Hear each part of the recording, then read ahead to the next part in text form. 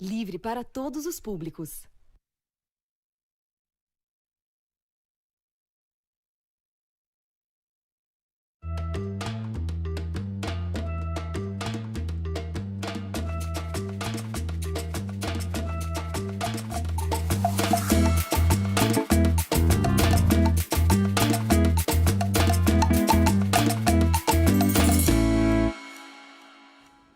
Olá pessoal, segunda-feira, 26 de agosto, começa mais um Bom para Todos ao vivo aqui na TVT, com uma análise das principais notícias e os destaques do dia e do fim de semana também.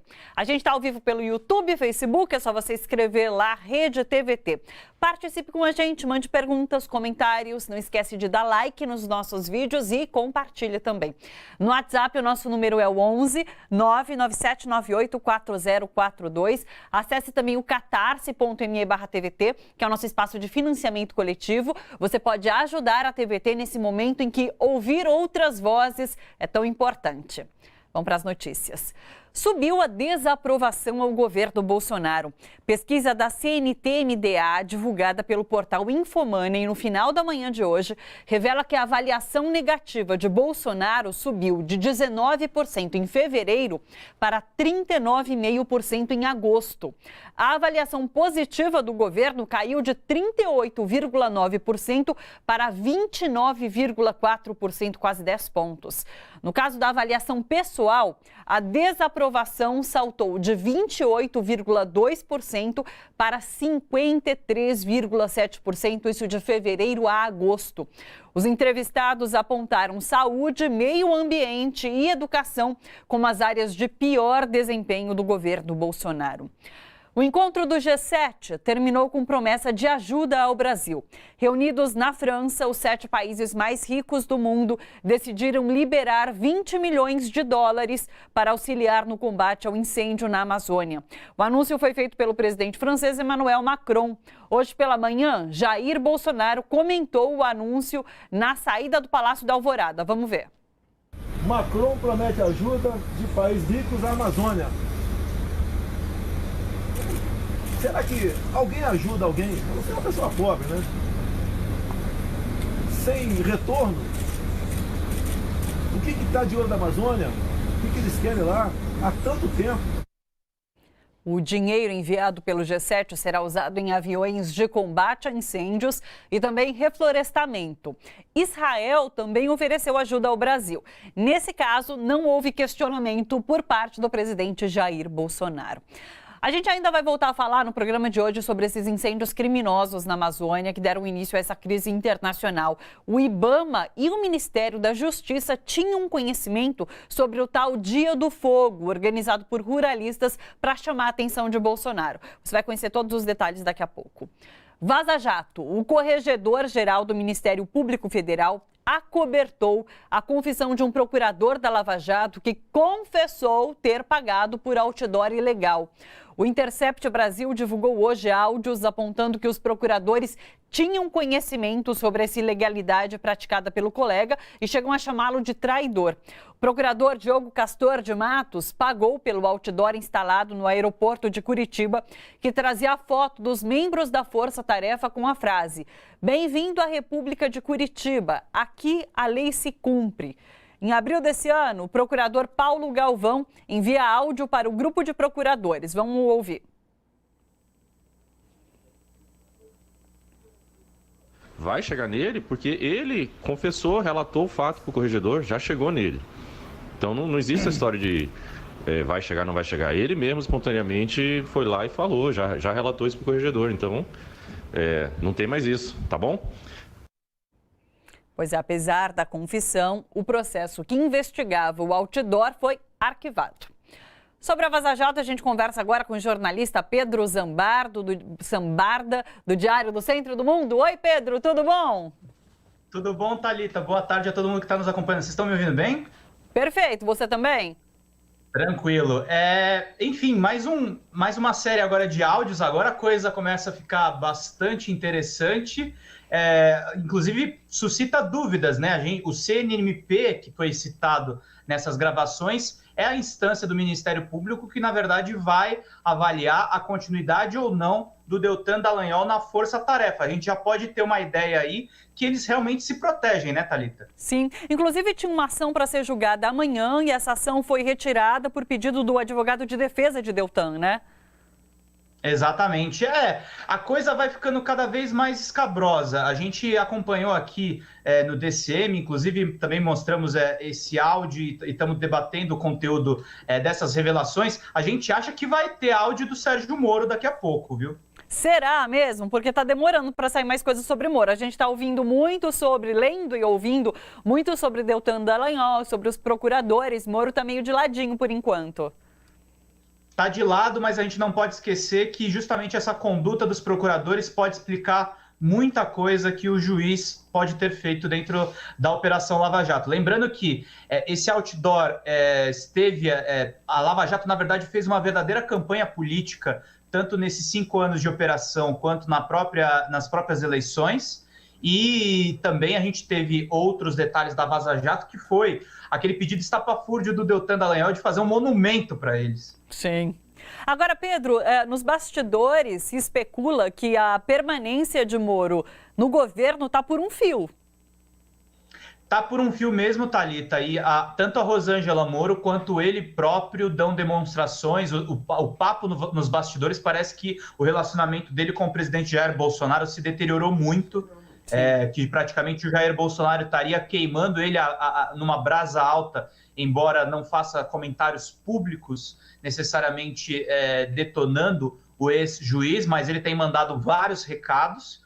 E a gente tem também que o Sérgio Moro, no final de semana agora, dia do soldado, ele postou uma foto dele marchando com uma metralhadora, praticamente puxando o saco do Jair Bolsonaro. Até onde isso vai ter alguma efetividade, a gente não sabe. E a gente não sabe também se uma saída do Moro se vai melhorar a situação do Jair Bolsonaro. Ele está despencando muito nas pesquisas. Essa pesquisa CNT está mostrando isso claramente. Pode botar o Moro, inclusive, num barco de um outro candidato aí para 2022.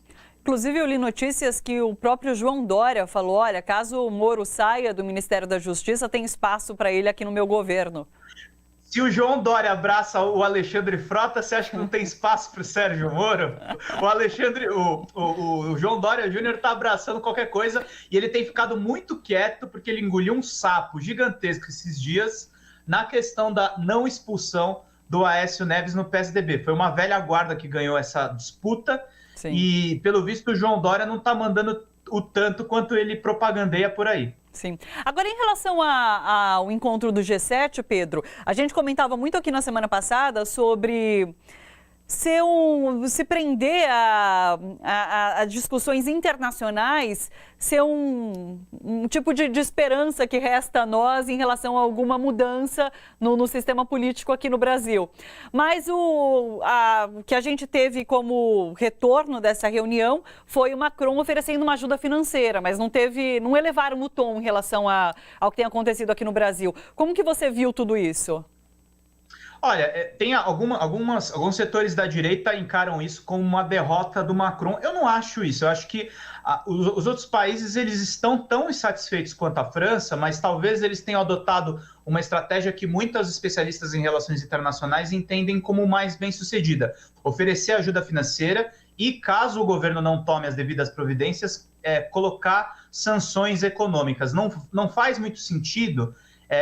exceto o Macron, que foi diretamente afetado na pessoa dele pelo Jair Bolsonaro, os outros países encamparem uma briga que, em teoria, não é deles. Agora, o que eu estou sentindo também, Thalita, é que assim, a gente acabou de fazer no DCM uma entrevista com o governador Flávio Dino, a gente acha que também vai aumentar um pouco as tensões internas. A tendência é que governadores ali da região amazônica também elevem o tom e façam pressão de alguma forma para o presidente tomar providências a respeito das queimadas. O que de fato aconteceu e a gente pode dizer isso com uma segurança muito clara, o fiasco dos protestos ontem a favor desse governo mostram que muito provavelmente, muitos especialistas diziam que as manifestações de junho de 2013 foram um apocalipse da Dilma Rousseff, depois se desembocaram no golpe de 16.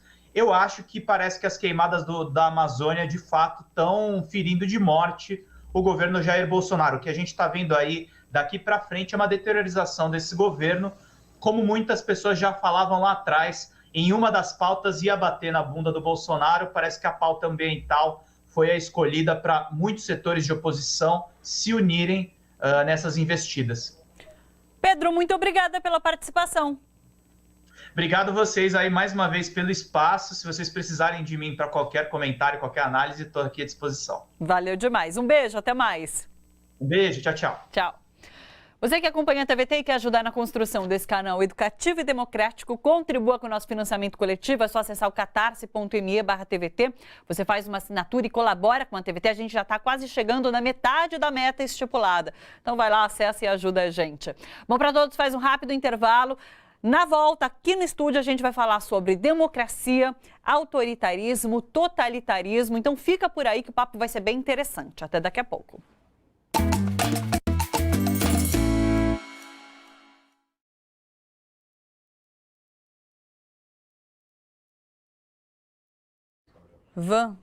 Oi, pessoal, boa tarde para todo mundo que acompanha a gente pelo YouTube, pelo Facebook. Bem-vindos aqui. Jackson Gomes, boa tarde, Thalita. Onde vamos parar com esse desgoverno que está destruindo tudo? E não vemos ninguém, pelo menos no Brasil, tentar parar esse governo. Só falta ele querer entrar numa guerra. Pois é. André Guimarães, a Rede TVT é um canal que defende a democracia, com certeza. Maria Terezinha Bastos Fini, cooperativismo dos procuradores. Pois é. Douglas Duarte, boa tarde. Pessoal, manda também o lugar onde vocês estão assistindo. Como eu sempre falo, é muito interessante a gente saber que tem gente de todo o Brasil, de fora do Brasil, assistindo aqui o Bom para Todos, assistindo a TVT. Deixa eu receber nossos convidados. Espera um minutinho, é o Cícero e o Jean. Oi, podem vir, podem chegar aqui. Quem é o Cícero e quem é o Jean? Oi, Cícero. Prazer, Thalita, seja bem-vindo. Tudo bem? Jean, prazer, tudo bom? Sejam muito bem-vindos, pessoal. Podem se sentar. Tudo bom? Isso. Boa tarde. Oi. A gente vai ter um Skype antes aqui sobre a Amazônia e depois eu venho para o estúdio, tá bom? Também. Beleza? Vamos lá.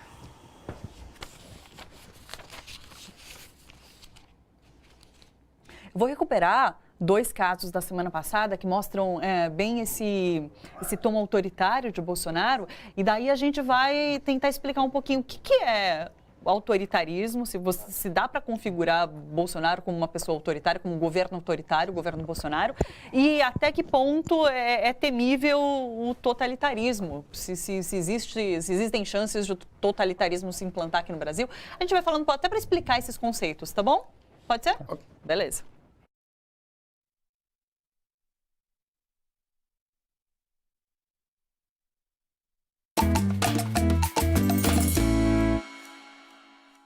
Bom, para todos de volta ao vivo. Bom, vieram à tona no fim de semana detalhes sobre o tal do Dia do Fogo, organizado por mais de 70 ruralistas da região de Altamira, no Pará, para mostrar apoio ao presidente Bolsonaro.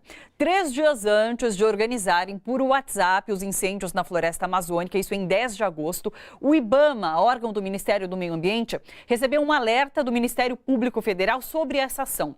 Segundo reportagem da revista Globo Rural, publicada na noite desse domingo, a resposta do IBAMA foi de que a fiscalização estava prejudicada porque as equipes em campo estavam em risco e que a Força Nacional de Segurança tinha sido solicitada. Solicitação ignorada pelo ministro da Justiça, Sérgio Moro. Sobre esse cenário todo, a gente conversa agora com Carlos Bocuí, presidente do Instituto Brasileiro de Proteção Ambiental. Olá, Carlos, seja bem-vindo aqui no Bom para Todos. Olá, como vai? Boa tarde. Bem, boa tarde. Carlos, dá para a gente entender que o desmatamento tem avançado, mas a fiscalização tem sido em direção contrária, né? Na verdade, nós temos um governo que, desde o mês de janeiro, ele vem sistematicamente desmontando o Sistema Nacional do Meio Ambiente, o que atinge não só a gestão das unidades de conservação, assim como os elementos de fiscalização ambiental, não é? E a consequência disso, e também em função de vários discursos que estimulam uma postura antiambiental, a gente chega ao ponto de que o crime ambiental se dá de forma organizada, articulada e com hora marcada e com chamamento por mídia, né, por meios de comunicação. É muito escandaloso esse Dia do Fogo. E o governo, você acha que ele tem encarado de maneira à altura tudo isso que está acontecendo? Pelo contrário, nós temos um governo completamente despreparado na área ambiental, não só do ponto de vista conceitual, né, técnico, e também o que demonstra um mau assessoramento, né? E culminando aí com uma imagem do Brasil negativa, prejudicada no exterior, não só com relação à questão ambiental, mas também a falta de polimento do presidente da República, né? Porque até agora eu não vi nenhuma ação por parte do governo para frear de alguma forma a ação desses criminosos, desses ruralistas, ou até para incentivar de forma contrária tudo isso que está acontecendo. Na verdade, o governo trabalhou contra a questão ambiental, né? Sim. Nós temos uma representação já protocolada, a Procuradoria-Geral da República, do mês de maio, demonstrando que o SISNAMA, o Sistema Nacional do Meio Ambiente, que é um sistema que se compõe de diversas partes, foi atacado em diversas dos seus componentes, né? E como o sistema se tornou prejudicado. Posteriormente, temos uma representação pelo desmonte do Conselho Nacional do Meio Ambiente, que é um órgão importantíssimo da transparência para os atos do governo. E, recentemente, temos uma representação para averiguação de improbidade administrativa do próprio ministro do Meio Ambiente pela inação e falta de compromisso com a obrigação de fazer relacionado exatamente à questão da Amazônia. Carlos, o que você esperaria que fosse feito nesse momento? O que nós esperamos nesse momento é uma firme ação da Procuradoria-Geral da República, da Defensoria Pública da União, que tem competência legal para atuar em situações como essa, né, como fiscais da lei, porque nós estamos diante do descumprimento não só da Constituição do Brasil, da Constituição Nacional, mas também da Lei da Política Nacional do Meio Ambiente. Então, diante do estado de desordem, né, é preciso uma medida muito firme para a retomada da normalidade. E fica aqui também um chamamento para o próprio Congresso Nacional, né, no sentido de uma ação mais firme para coibir os abusos de um governo de plantão que está destruindo os instrumentos de Estado, que são responsáveis pela proteção ambiental, da integridade do solo brasileiro. Isso é soberania, né? Pensar em soberania hoje é manter exatamente os atributos ambientais que são próprios da nossa nação e bem de uso comum do povo brasileiro. Pode-se falar em cumplicidade do governo uma vez em que ele tinha sido avisado que isso aconteceria e não tomou nenhuma atitude? Veja, vai muito além disso, né? A partir do momento que o sistema de fiscalização foi retirado de campo, e as multas passaram por um processo de abrandamento com comissões que avaliam se anistia ou não, não é? Nós temos uma sinalização pelo governo que os instrumentos de gestão do SISNAMA, do Sistema Nacional do Meio Ambiente, eles ficaram vulneráveis, não é? Eles foram fragilizados. Isso estimula o crime, né? É a mesma coisa que você tirar os radares da rua para excesso de velocidade, é a mesma coisa que você tirar a polícia da rua de uma forma preventiva. O governo fez todas essas sinalizações negativas, não é? Então isso torna o governo de plantão cúmplice do processo. Eu não tenho a menor dúvida que grande parte do que ocorreu se deu por omissão e por negligência. E aí nós temos aquilo que está muito bem estabelecido na nossa legislação, que é a improbidade administrativa, né? Agora, com essa ajuda internacional sendo oferecida ao Brasil, o governo vai ter que tomar alguma atitude, vai ter que, de alguma forma, mostrar que esses valores estão sendo usados. Veja, o Brasil está jogando dinheiro fora faz algum tempo, né? O Fundo Amazônia demonstrou exatamente isso. 60% do dinheiro do fundo, ele ia para prefeituras, para estados, no sentido de ajudar a fiscalizar e a combater incêndios florestais também. 40% ia para a sociedade no sentido de estimular as comunidades a terem um comportamento que fosse mais adequado à preservação da floresta. Então, esse dinheiro, e não era pouco, foi jogado fora, né? Então, agora sinaliza para uma situação emergencial um valor que a comunidade europeia coloca à disposição do Brasil, e tem todo o motivo para isso, por conta das questões climáticas que afetam a todos nós, né?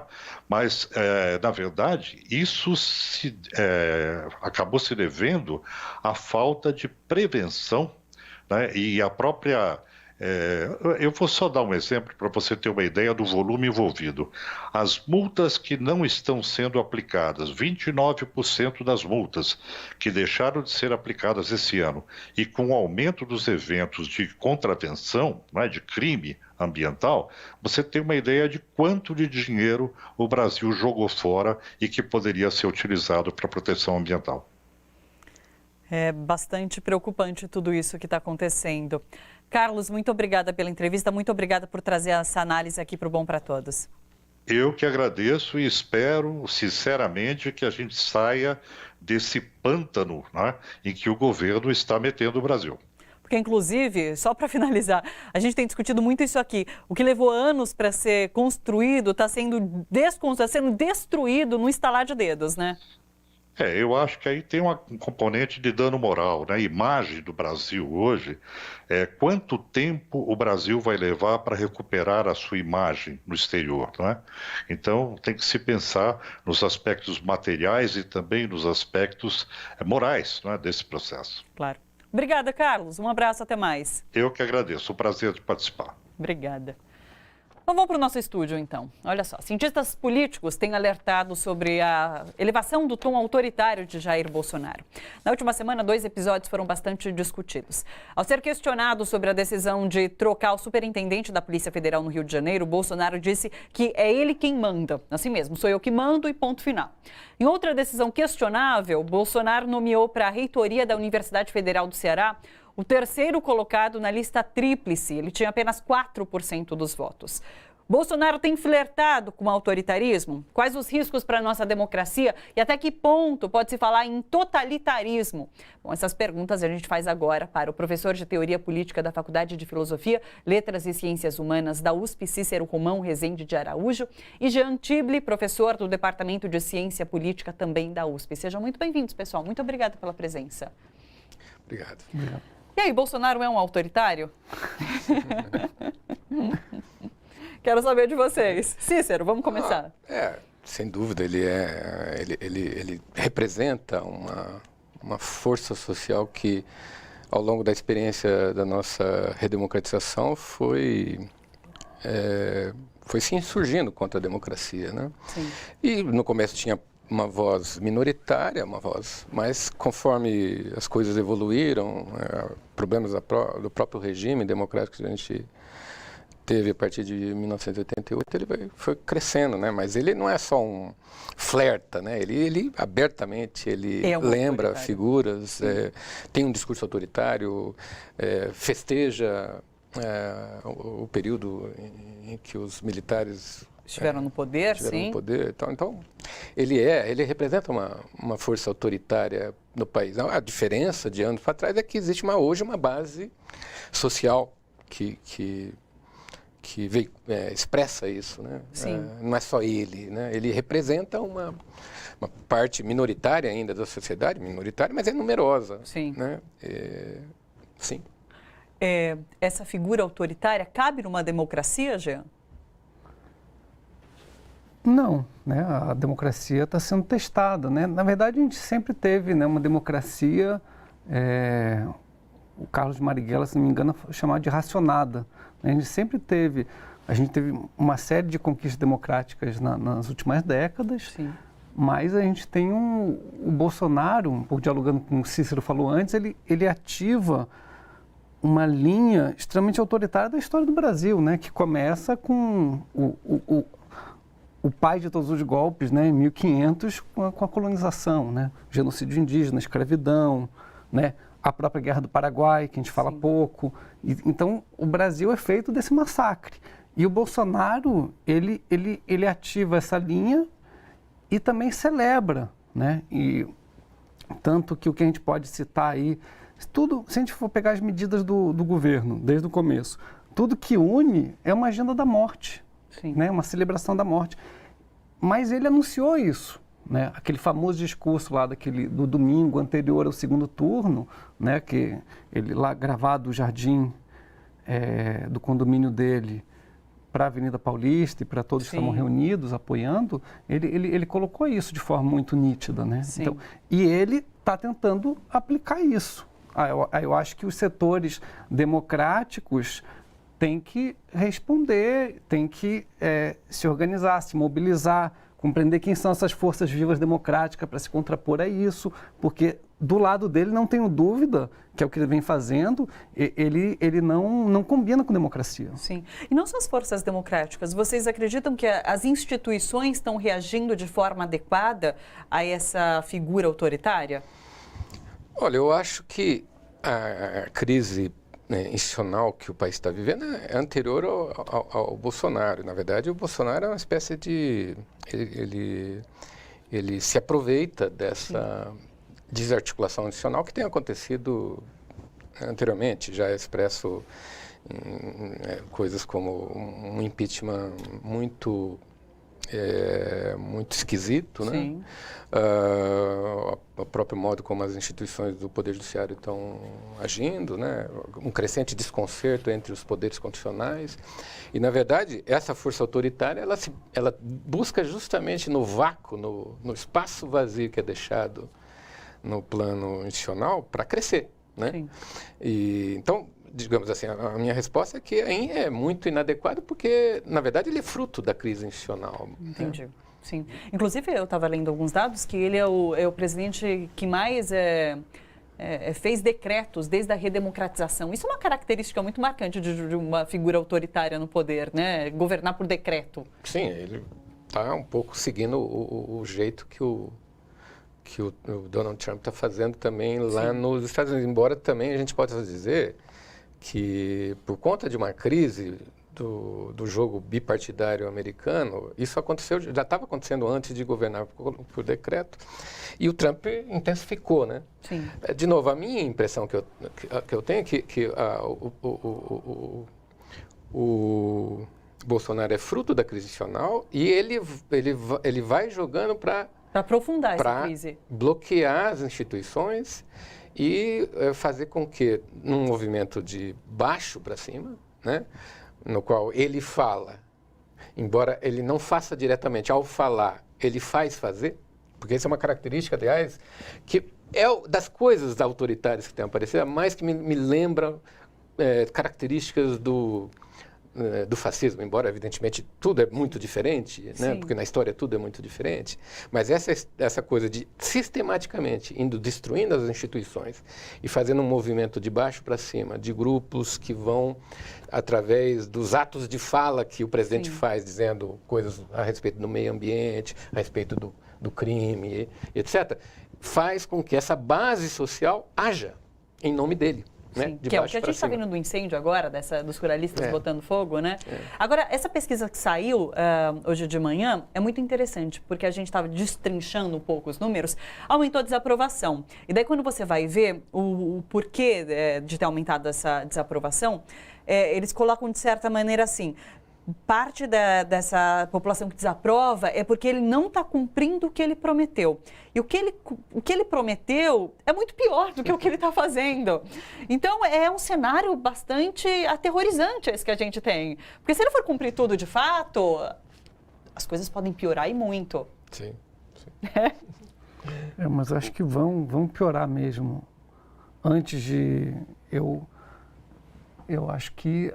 A situação é muito degradada, né? Na verdade, o Cícero falou, né? Tem uma questão mundial, né? Sim. Esse confronto aí, para falar rápido, entre autoritarismo e democracia está ocorrendo em todos os lugares, né? Sim. Você tem visivelmente, né, vários governos, figuras políticas que têm uma certa importância, pregando e tentando praticar atos autoritários, né? E aí no Brasil isso se dá de uma forma também singular, né? Que é normal. E a gente vive uma crise política desde 2013, que depois também conjugou-se com uma crise econômica, e na medida em que os setores, vamos falar de forma ampla, democráticos, não conseguiram responder para a população os anseios que eram de participação, de combate às desigualdades, de crise de confiança no sistema político, né? Então, quando todas essas instituições estão desacreditadas, né, se esses setores que acreditam na democracia não propõem saídas, aí essa insatisfação pode ser canalizada por outros lados. Isso já ocorreu historicamente e está ocorrendo agora, né? Qual que era a pauta do G7 agora? Eram as desigualdades, né? Eles não debateram isso, mas a coisa é tão feia, porque isso desde os antigos gregos lá, se debate, é possível uma democracia quando existe uma desigualdade tão gritante? Sim. Então, por isso, no mundo todo, a partir dos anos 70, as desigualdades aumentaram de forma muito, muito, muito pronunciada. Em algum momento, Brasil, Venezuela, Bolívia e alguns países aqui da América do Sul foram uma contra-tendência disso há alguns anos, não faz tanto tempo. Mas é uma tendência mundial. Então, isso põe em xeque a democracia, porque a democracia não é só eleger o principal, vamos dizer, mandatário. Né? Ela envolve uma série de outras questões, inclusive do que a gente pode chamar de forma ampla bem viver, né? De condições de vida da população e tudo mais. Então, essas democracias estão em crise porque elas se tornaram menos democráticas. É, né? Um paradoxo. É engraçado que em 2013 ficou bastante clara essa discussão sobre velha política e nova política. E daí, quando Bolsonaro foi eleito, com esse discurso de nova política e criticando o que era feito, a velha política é corrupta, é tudo isso, e ele veio com esse discurso da nova política, mas essa nova política parece hoje uma política autoritária. Então, é essa a diferença da nova política e da velha política. E daí tem bastante a ver com o que você falou sobre essa questão de julho de 2013, a gente conversava com o Pedro Zambardo, jornalista agora no começo do programa, e ele falou, 2013 foi um ponto de ruptura das instituições ali, dos caminhos políticos, e ele acredita que agora esses incêndios na Amazônia, essa questão da Amazônia, essa crise internacional gerada a partir disso, pode ser um novo ponto de ruptura, pelo menos desse governo que a gente tem hoje. Vocês acreditam que ou não? Porque a gente está falando, na verdade, da política toda, não só de um governo, né? Então, sim. Mas pode significar de alguma forma um ponto de ruptura, isso que a gente está passando nesse momento, ou vocês acreditam que não? Olha, é difícil dizer. Eu acho assim que o discurso do presidente Bolsonaro em rede nacional foi uma pérola de cinismo e hipocrisia, né? Porque durante o período anterior todo, ele não só ele vai bloqueando as instituições voltadas para o meio ambiente, no sentido de deixar que ela não fazer com que elas parassem de agir, mas incentivando grupos de baixo para cima para destruir, etc, etc, né?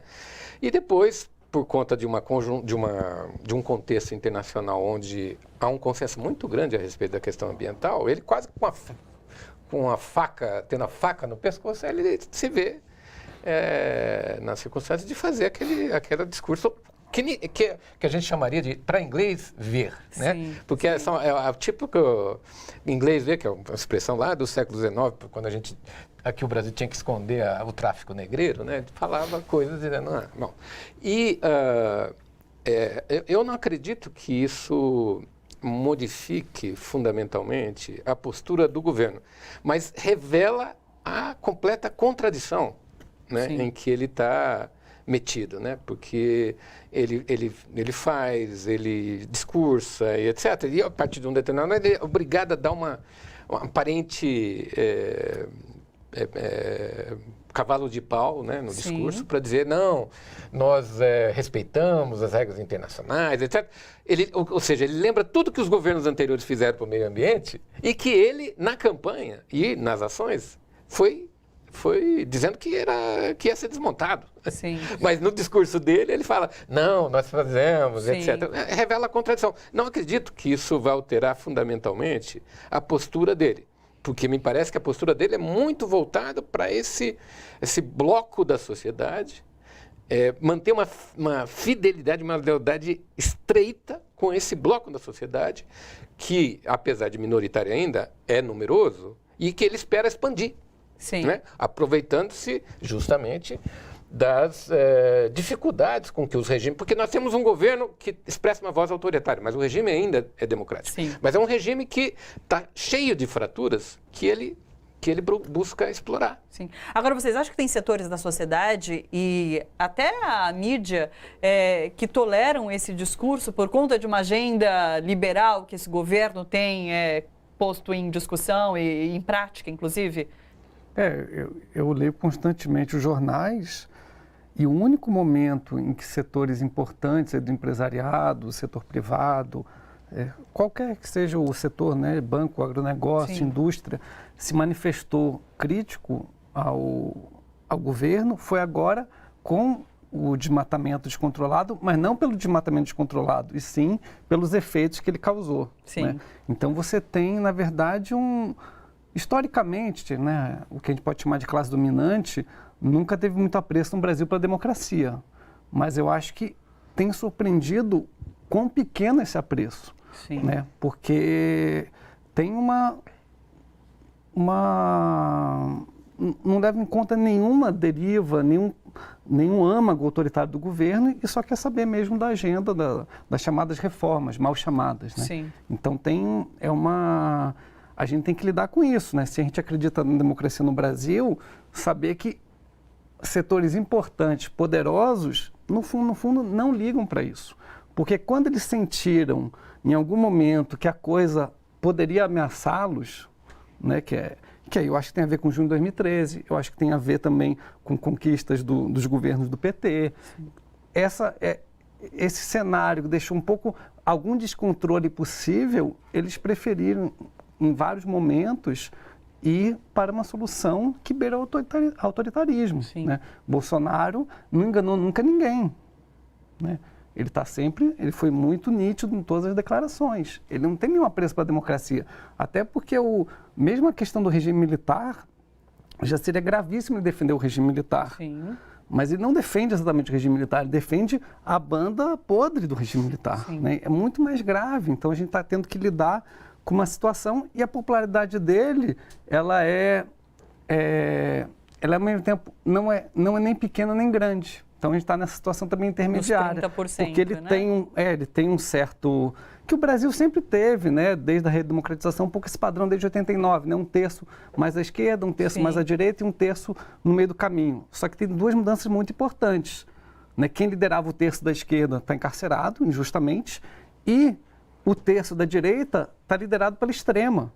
Né? Sim. E a gente vê toda a hipocrisia de todo esse processo, né, com a Vaza Jato, né, de proteção aos bancos, de proteção ao FHC. Então, a gente vê que o jogo é muito pesado. Né? E eu fico com a sensação que, de novo, os setores democráticos não estão conseguindo estar à altura do desafio. Por isso que eu acho que a gente acho que a situação eu sou, em geral, tido como otimista, mas a situação está ruim. Mas você falou, a gente corre esse risco. Qual o risco que a gente está correndo? De fechar mesmo. De fechar. Eu não sei de que forma, porque é difícil, né? A gente não... Isso envolve também, eu acho que o plano internacional, né? Que vocês estavam falando. Né? A eleição do Trump, ele ser reeleito ou não, vai ter uma influência muito forte aqui. Sim. Né? Isso é daqui a um ano e pouco. Né? Mas e a Argentina agora? Então, a Argentina é muito interessante, porque qual que era a pergunta da Argentina? Eram duas. Quem é o responsável pela crise e quem pode fazer sair da crise? Né? Tá. Porque essa questão também estava colocada no Brasil. Né? O Bolsonaro, por que ele ganha? Tem uma coisa extremamente racional, assim, sendo um pouco simplista. Tentamos tucanos, né? Desemprego altíssimo, né? Situação social ruim. Tentamos o PT, foi bem, mas né, teve esses escândalos todos de corrupção. Vamos tentar esse outro. Né? E por exemplo, o Macri ganha, em parte porque o governo Dilma II estava muito ruim. Sim. E agora, eu não tenho dúvida, por exemplo, que a Vaza Jato influenciou muito na vitória tão forte nas primárias do Aníbal Fernandes. Então, está um pouco essa questão. Quem que é responsável pela crise na Argentina? É a Cristina ou é o Macri? Quem pode responder a isso? Porque a população quer resposta também. E num primeiro momento estão culpando o Macri, tanto é que querem o retorno do kirchnerismo. Sim. Pessoal, a gente vai fazer um rápido intervalo, daqui a pouco a gente volta. Quero saber com o Cícero a questão do totalitarismo, a gente vai discutir isso aqui ainda, tá bom? Bom, para todos, faz um rápido intervalo, fica por aí, a gente volta daqui a pouquinho. Até já.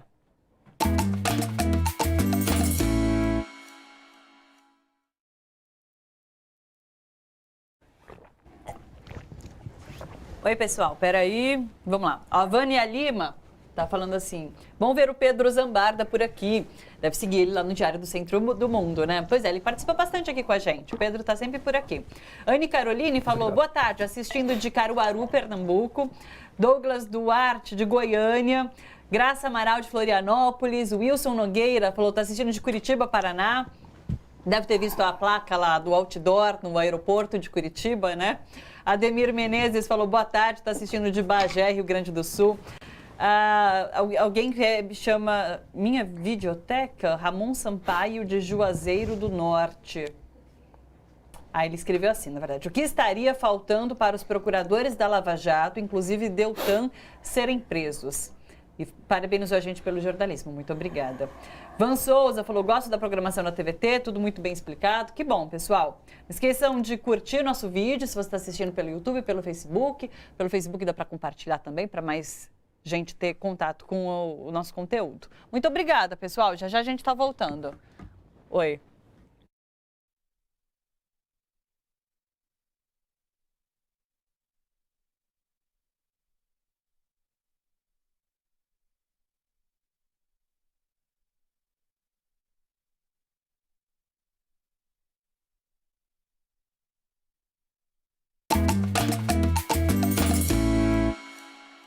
Voltamos ao nosso estúdio, estamos com Cícero Romão Rezende de Araújo, professor de Teoria Política da Faculdade de Filosofia, Letras e Ciências Humanas da USP, e Jean Tible, eu falei certo, é Tible mesmo? Tible, professor do Departamento de Ciência Política, também da USP. Vamos voltar para essa questão do totalitarismo, então, porque até então eu estava vendo textos e análises de cientistas políticos falando sobre autoritarismo. Daí a gente começa a pegar um ou outro falando agora sobre totalitarismo. O que é o totalitarismo? Qual a diferença do autoritarismo para o totalitarismo e se a gente está correndo esse risco? Olha, na ciência política, quando se discutiu, por exemplo, na década de 60, 70, as ditaduras militares, houve toda uma discussão sobre a semelhança ou não disso com o fascismo, com o nazismo, etc., Sim. que está muito associado a um conceito mais amplo que a gente usa, se usou muito depois da Segunda Guerra, que é o conceito de totalitarismo, porque era a ideia de tentar pensar o fascismo tanto pela direita quanto pela esquerda, digamos assim, né? Digamos assim, o totalitarismo é um conceito controverso exatamente por conta disso, porque procurava, através de uma concepção guarda-chuva, tentar aproximar tantas experiências autoritárias pela esquerda, do tipo o regime stalinista, etc., Sim. quanto o fascismo italiano e o nazismo alemão, apesar das suas particularidades, né? E exatamente uma característica comum a isso que se falava disso é que o totalitarismo é uma espécie de autoritarismo mobilizador, enquanto o autoritarismo tipo ditadura militar, etc., é um autoritarismo desmobilizador, né? O mobilizador no sentido de que são regimes autoritários que engajam, né, a população, a massa da população, né, em prol da unificação entre Estado e sociedade através de um partido. Mas, de certa forma, tem que ter uma ideologia massificante. É uma ideologia voltada, evidentemente. É interessante porque no fascismo, e também no nazismo, a gente tem essa experiência em que as classes conservadoras, geralmente as classes altas, né, se mostram incapazes de derrotar a esquerda, as opções de esquerda, pelas urnas, tem que se valer de forças sociais que são ideologicamente de direita, mas são capazes de justamente engajar não só a massa da população, mas a base popular, partes das classes mais populares, né? E as classes conservadoras pensando que esses movimentos podem fazer o serviço para elas no sentido de derrotar as alternativas de esquerda. Mas o que a gente vê depois é que uma vez que você solta o gênio da garrafa, você não consegue colocar ele de volta facinho. E ele adquire Mas no força processo própria. eleitoral a gente se aproximou bastante, então, do totalitarismo. É que, digamos assim, essa é uma característica que envolve a ideia de que você tem que ter um partido organizado, você tem que ter o partido, geralmente, ele tem um braço armado paramilitar, porque uma coisa que é interessante no caso do fascismo e do nazismo, que veio depois da Primeira Guerra, ele aproveitou toda aquela desmobilização que veio da Primeira Guerra e transformou isso em hordas organizadas, armadas, né? No fascismo italiano, antes da ascensão do Mussolini, as hordas fascistas, as camisas negras, né? Eles derrotavam os movimentos organizados pela força, pela violência, né? Antes mesmo de chegar ao poder. Quando o Hitler chega em 1933 à condição de chanceler, de primeiro-ministro, o Partido Nazista já organizava uma massa paramilitar de SS, as tropas militarizadas no nazismo, fora da polícia, fora do exército, de quase 1 milhão de pessoas, né? Que depois vão ocupar os aparatos de repressão do Estado, né? Isso eu estou dizendo porque a gente não vê isso aparecer hoje, não está acontecendo a mesma coisa. Porque existe alguma coisa que lembra, alguns traços que lembram, por exemplo, essa coisa do autoritarismo mobilizador, né? Porque a ditadura militar, outras ditaduras foram autoritarismos que foram de cima para baixo, organizados institucionalmente. Existe alguma coisa aparecendo hoje de um autoritarismo institucional, mas que não vem do Bolsonaro, vem de antes. Né? Por exemplo, o Poder Judiciário tem manifestado traços de autoritarismo que vêm das instituições, mas não é uma coisa que é igual ao Bolsonaro, né? Você pode dizer que podem ter convergido, mas não são coisas iguais. O Bolsonaro tem essa característica de ser um autoritarismo que quer, através da sua fala, fazer com que a parte da sociedade que hoje está se rebelando contra a democracia, destruir. Né? E isso lembra algo do fascismo, mas eu não estou dizendo que isso é totalitário, não, tem traços, né? Porque eu acho que na história nunca as coisas se repetem igualzinho, né? Os fenômenos eu diria assim, tem gente que fala assim, uma espécie de proto-fascismo, né? Coisas que lembram o fascismo, mas não é igual, né? E cabe a gente, na análise, tentar discriminar. O que eu estou vendo hoje o que tem acontecido, que tem solapado o regime democrático, em virtude, especialmente, do fato de que os regimes democráticos, nesse período dos últimos duas décadas, adotou uma agenda, especialmente no campo econômico-social, que é uma agenda de exclusão econômico-social, né? E tem blindado muitas das instituições democráticas da intervenção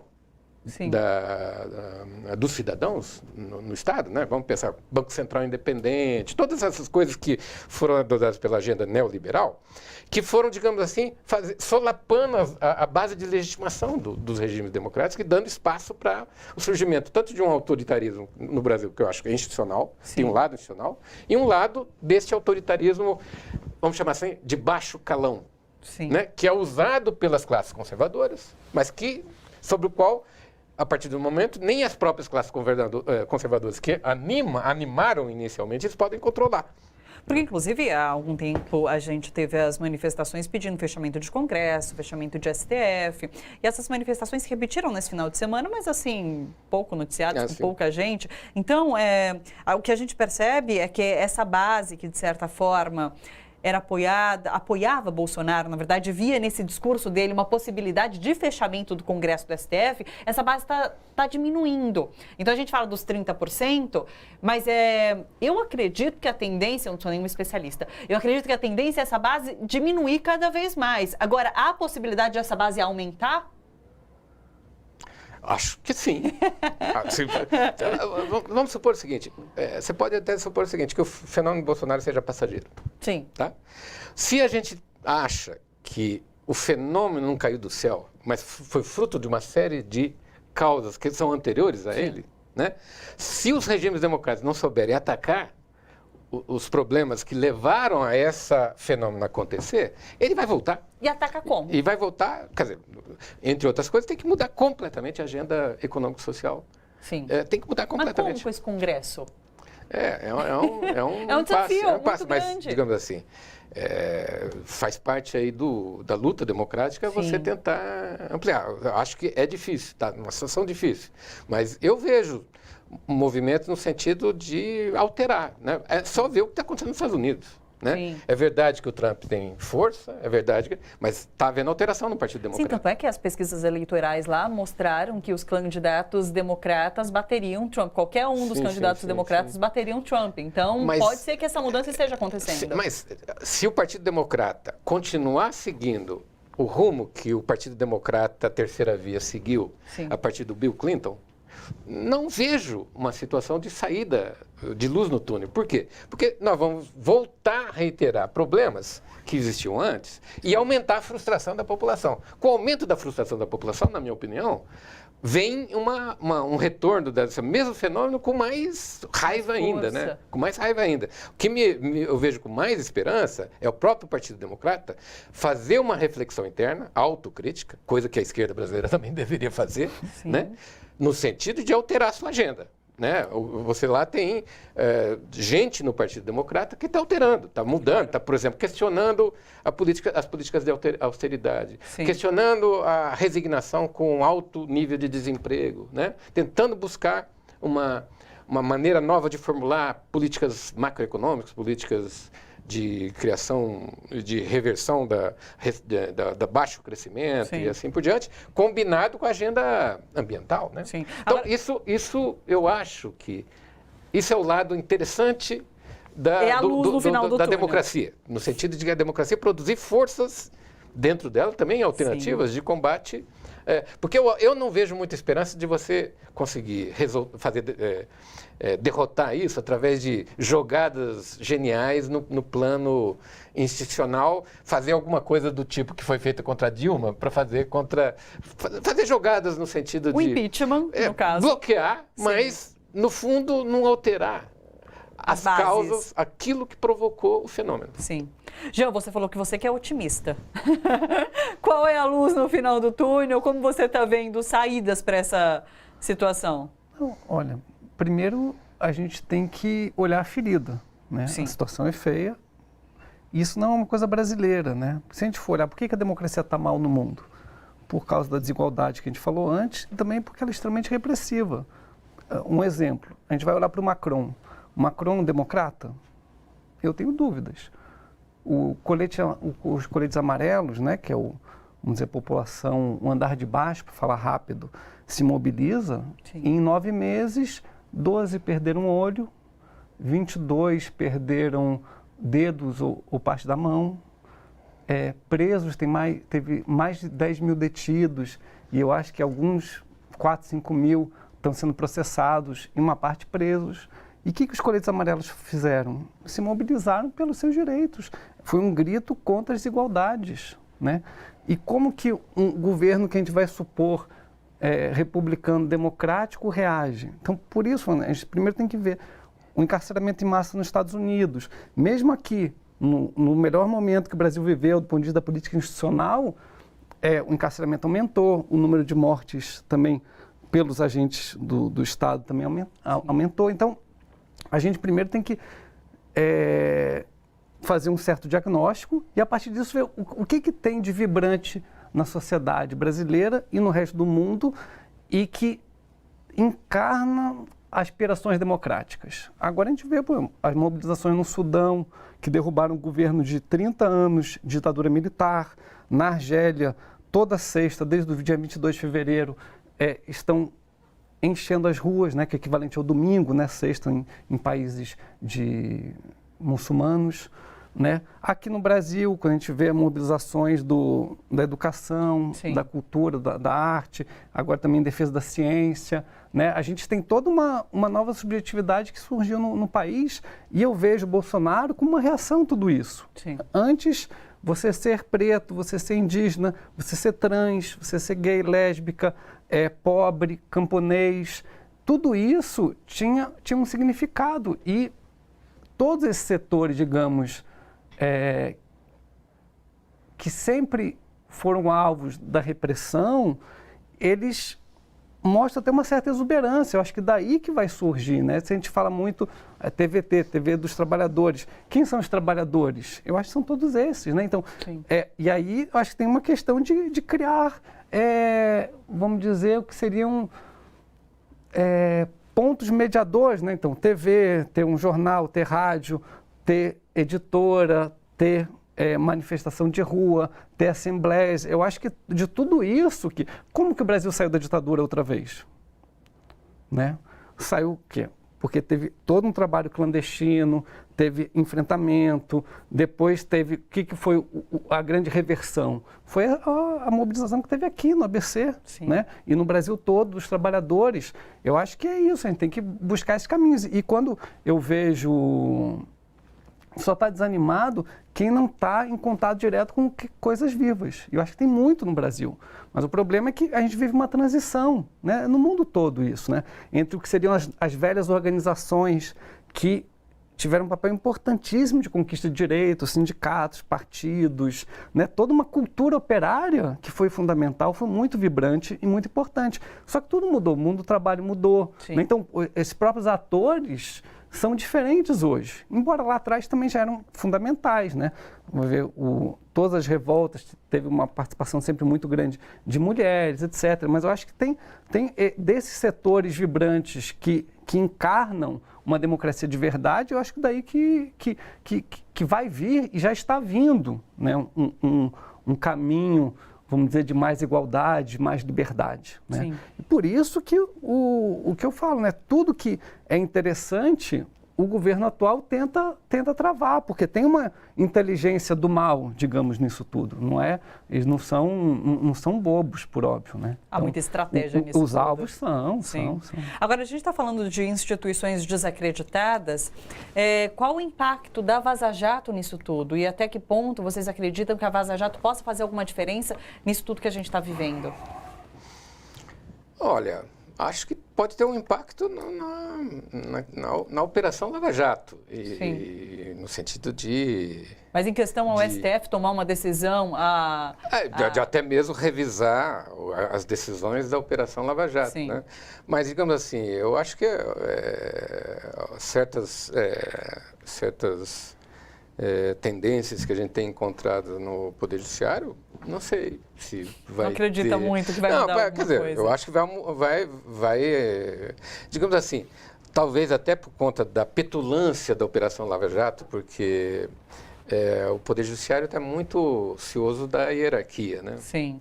E a petulância da Operação Lava Jato leva a uma espécie de tentativa de subversão da própria hierarquia do Poder Judiciário. E daí esses vazamentos vão minando o que faz com que... Não, exatamente. São organizações burocráticas, né? Sim. A mesma coisa aconteceu no caso da ditadura militar, quando ela teve, em um determinado momento, se valer dos tigres, né? Do baixo calão do aparato repressivo para acabar, para liquidar com os grupos de esquerda, armada, etc, etc. Mas a partir de um determinado momento passa a incomodar a hierarquia das Forças Armadas, cujo representante foi o general Geisel, né? O Geisel não era nenhum democrata, ele estava preocupado com o problema da subversão da hierarquia militar. Então ele tratou de pôr o baixo calão na sua caixinha de volta. Foi esse o esforço dele. Não que a repressão também tenha diminuído, porque se tornou mais relativa, mais racional, etc, etc. Mas o que eu estou dizendo é que na Operação Lava Jato você pode ver que é uma espécie de iniciativa que, com o tempo, vai incomodando a hierarquia do Poder Judiciário e vai fazendo com que a cúpula do Poder Judiciário tente recuperar o controle da direção desse poder condicional. A gente está quase encerrando, só quero saber a sua opinião, Jean, para encerrar. Você acha que a Vaza Jato vai fazer alguma diferença? Eu acho que a longo prazo faz, né? a médio para longo, né? E curto para médio, não tanto, ela já está fazendo, né? Ela é importante porque ela escancarou... A Lava Jato já tem um aspecto interessante, que ela escancarou uma parte das relações promíscuas entre público e privado. Sim. Só que ela ficou num setor extremamente pequeno, né? Tanto que ficaram fora os bancos, ficaram fora as empresas estrangeiras, né? Não eram só as empreiteiras que faziam jogo sujo, digamos, né? Então, eu acho que ela já está mostrando isso. Só que o jogo é muito pesado, né? O Supremo, ele tem se mostrado todos esses anos extremamente pouco atento a aspirações democráticas, vamos dizer. E isso, claro que isso vai aumentando o custo de fazer todos esses comitês arbítrios todos, né? Sim. Que envolve o Lula, mas envolve também 40, a gente tem, eu acho, 700 mil presos. 40% não tiveram julgamento. Sim. Como que todo o sistema da como que a gente justiça. tolera isso, né? Então, e a gente tolerou antes. Então a gente também tem que perceber, né, o que a gente falhou, né? Porque quando teve a eleição presidencial passada, quem falou dos 60 mil homicídios? Não foi a candidatura da esquerda, foi da extrema-direita. E falou de uma forma torta e querendo prender mais. Sim. E matar mais. Sim. Só que quem canalizou uma insatisfação com tudo isso, né? Então eu acho que tem que pensar na democracia, eu acho que tem que ver o que isso corresponde ao judiciário, porque é uma casta também, uma casta extremamente bem remunerada num país que não é rico, né? E isso vale também, a transição da ditadura para a democracia foi talvez o poder que tenha sido menos transformado, não teve uma transição democrática, né? O STF tinha carimbado tudo antes, claro que alguns foram aposentados e tudo mais, mas eu acho que um pouco faltou, né, no projeto de democracia, ver o que é um judiciário democrático. Teve algumas tentativas, mas ele está do lado dos poderosos. Claro. Né? Curioso como a gente sempre volta para essa ferida que ficou aberta do regime, que foi o regime militar, o que foi a ditadura aqui no Brasil, né? Pessoal, quero agradecer muito a presença de vocês aqui no estúdio. Muito obrigado por dar uma verdadeira aula aqui pra gente. Muito obrigada. Obrigado.